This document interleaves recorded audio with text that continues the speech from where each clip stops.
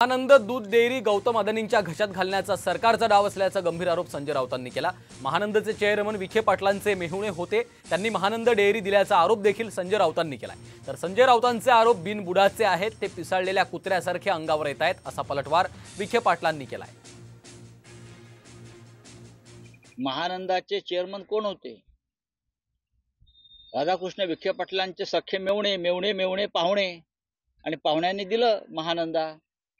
तुम्ही एक डेअरी चालवू शकत नाही महाराष्ट्र सरकारची, स्वतःच्या डेऱ्याबरोबर चाललेल्या आहेत। संजय आरोपावर मी भाष्य करणं काय आवश्यकता नाही, त्याला फार लक्षात मी फार गांभीर्याने घेऊ नका ना। मी पत्रकार बांधवांना विनंती करत आलेलो आहोत, हे सुपरिवारक लोक आहेत, हे सुपारी घेऊन काम करणार आहे।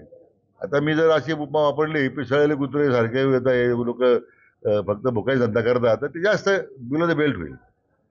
मला वाटतं ते म्हणण्याची वेळ आमच्यावर आणू नका, एवढीच आमची अपेक्षा आहे।